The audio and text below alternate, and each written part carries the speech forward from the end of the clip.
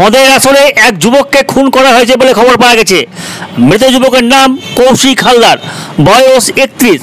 তার বাড়ি রঘুনাথগঞ্জ থানার দেউলি কলোনি এলাকাতে। সূত্রের খবর, গতকাল মঙ্গলবার বিকেল নাগাদ কৌশিক হালদারকে বাড়ি থেকে ডেকে নিয়ে গিয়ে খুন করা হয়। মৃতের পরিবারের লোকজনের অভিযোগ, রাজনৈতিক আক্রোশেই কৌশিককে খুন করা হয়েছে। মৃতদেহ উদ্ধার করে ময়না তদন্তের জন্য জঙ্গিপুর মহকুমা হাসপাতালের পুলিশ মর্গে নিয়ে আসা হয় পুলিশের পক্ষ থেকে। ঘটনার তদন্ত শুরু হয়েছে বলে পুলিশ জানিয়েছে। দিদি, প্রথমে হচ্ছে সকালবেলায় আমাদের বাড়ি থেকে ডেকে নিয়ে যায় ছেলে বাড়ি বলতে কি আমাদের বাড়ির সামনে তো লোকনাথ মন্দির আছে, ওখানে দাঁড়িয়ে থাকে বা বসে থাকে, ওখান থেকে ডেকে নিয়ে যায়। সেটা হচ্ছে বিজেপির লোক, নাম হচ্ছে দামুর ভালো নাম কি, সুবীর হালদার আর অমিত হালদার।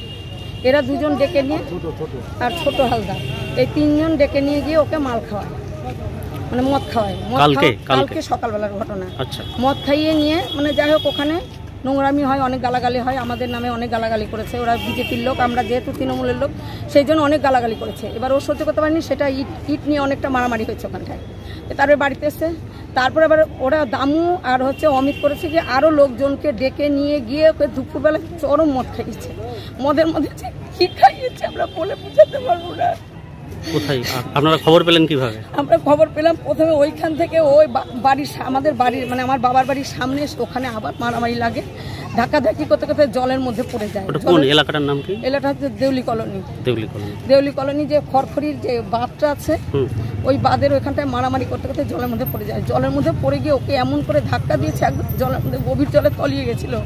তিনজনে খুঁজে 4 থেকে 5 ও জলেই পড়েছিল, মানে ওকে জলের মধ্যে ফেলে দিয়েছে, মানে জলে 3 থেকে 4 মিনিটের মধ্যে ওকে তুলে নিয়ে এসে ওকে যাই হোক ওখানে অনেক কাদা মাটি মুখ থেকে বের করে নিয়ে এসে হাসপাতালে, মানে তারপরে ওপরে যখন তোলা হয় তখন দামু হালদার যে আছে ওকে ধরে এমনি করে মানে দুটো পা ধরে এমন ঘাঁচাঘাঁচি করাতে ওর মাথা ফেটে যায়, কপালে এখানটা ফেটে, এখনো দাগ আছে, দেখলেই বুঝতে পারবেন। ওরা শেষ পর্যন্ত ছিল তোর সঙ্গে, তাই তো? না, নাকি ফেলে পালিয়েছিল?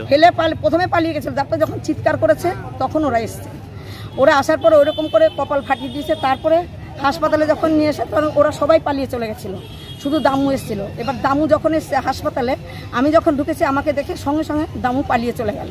তো এরকম করলো কেন, কি মনে হচ্ছে? মানে আমাদের ওপরে ওদের অনেক দিন থেকে আক্রোশ, যেহেতু আমার বোন হচ্ছে তৃণমূল থেকে দাঁড়িয়েছিল, আর ওরা হচ্ছে বিজেপির লোক, ওরা বিজেপি থেকে পাস করেছে।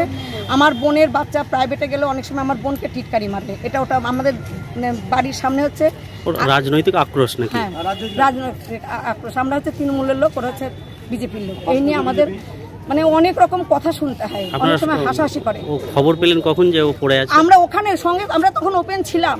এবার আমার এই বোন ছিল, যে বোন আমার তৃণমূল থেকে মানে ওখানে দাঁড়িয়ে ছিল ভোটে, আমার বোন উপস্থিত ছিল। আমার বোন সবাইকে সরিয়ে দিয়ে তারপরে আমার ওই বোনটাকে, বোনের নাম কি? শর্মা হালদার। উনি হেরে গেছেন, তাই তো? হ্যাঁ, উনি হেরে গেছেন, মানে ওনাকে জোর করে হারিয়ে দিয়েছে ওরা। আচ্ছা, সেটা তো সেই রাগেই একটা আক্রোশ ছিল।